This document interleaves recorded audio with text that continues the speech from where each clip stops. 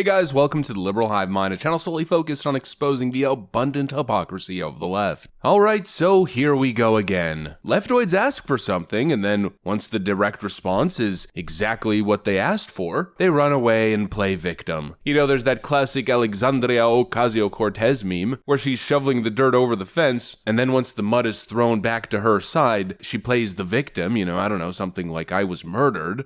Here's your words, here's your words. I was murdered. You were murdered. Okay, Well, that meme's a meme for a reason, and it's funny for a reason, because it's true. And once again, Democrats engage in the exact same kind of behavior. What have they been saying over the last couple of weeks? I do hope you'll reconsider to meet me on the debate stage.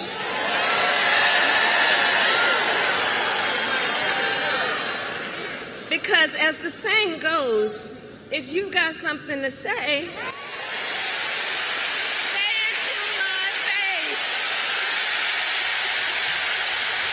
Ooh, Trump and Vance are running away. What a bunch of cowards, they won't say it to our faces, as they run away from the Fox News debate, or really any media interview, especially non-scripted. But anyways, apparently the Trump campaign's the one running scared, that's the narrative they're trying to set. But today I guess that narrative bubble bursts, yet another one, as JD Vance shows up in front of Kamala Harris's plane on the tarmac, exposing her for the liar that she is, essentially taking her call to action, but now, of course, he's the bad guy, he's a thug, he's a bully. Of course, the typical Democrat behavior of taunting the other side, then getting exactly what they asked for, then playing the victim. Let's have a conversation of this very unique JD Vance clip that just hit Twitter. We got some stuff to get into, so let's roll the tape. Alright folks, so this just happened to happen. JD Vance's plane arrives on the same tarmac as Kamala Harris's, and he decides that it's time to take advantage of that little unique scenario. Take a look at what happened.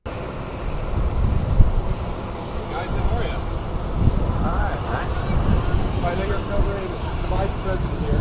I figured I'd come by and one, just give a good look at the plane, because hopefully it's going to be my plane in a few months, but I also thought you guys might get lonely because the Vice President doesn't answer questions from reporters and hasn't for 17 days. Have they given you guys an explanation for why she won't take questions from reporters?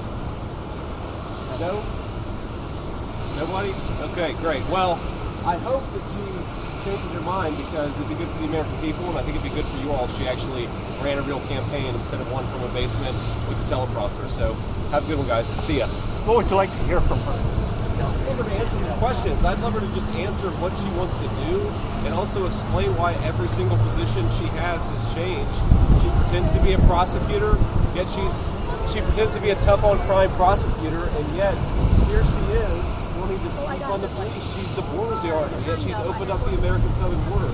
This is a person who has to answer the questions from the media, and it's disgraceful that she runs for you guys. It's also insulting to the American people. But anyway, we're going to go do our event. I appreciate you guys being here. I wish she paid you some more attention. See ya.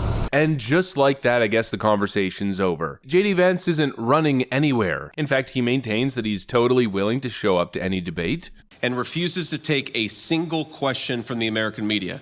Now, it's well known, of course, that President Trump and I will go anywhere, we'll answer any question, because we respect the American people enough to actually ask them for their vote, rather than... The person who's running away here is obviously Kamala Harris. You know, just think about the last 2.5 weeks, for instance. It's been nonstop criticism and questions targeted towards Kamala Harris, obviously, as she's now the newly Democrat-ordained leader of the party. And of course, we've seen vigorous debate on all of these issues. But you know what we haven't seen over the last 2 weeks? We haven't seen Kamala Harris say a single thing. We haven't seen Kamala Harris be challenged on a single thing. In fact, all we've seen is the media essentially defending her. Meanwhile, she's completely frickin' MIA. But somehow she's the courageous one who's ready to get into the ideological arena. You know, really ready to engage in the battle of ideas. Give me a frickin' break. She is a no-show, MIA. She only ever shows up on a big stage, and you know what? I gotta give it to her. They're doing the Trump-style rallies, and it's totally masking her. Kamala Harris doesn't even really have to speak much. She's just showing up and then introducing her vice president, or showing up and introducing a celebrity who's ready to twerk on stage. They're running, and most importantly, they're running from their record, and people ought to understand that. It's, of course, pure projection. When you're the weak one, what do? You point the finger at the other side, and you accuse other people of doing essentially what you did. Oh, look over there, Mr. Officer. Meanwhile, the criminal sneaks out the back door. In this case, Kamala is the criminal. Although obviously that's already implied. I didn't have to say that, it just felt good saying that, so I said it. She's the one who's guilty of what she's accusing the other side of. As per usual, with these Democrats, it's always the exact same thing. Nobody's running from debate, nobody's running from scary ideas. No, that's your job. In fact, why don't we use Tim Walz's own words to essentially make the point that I'm talking about?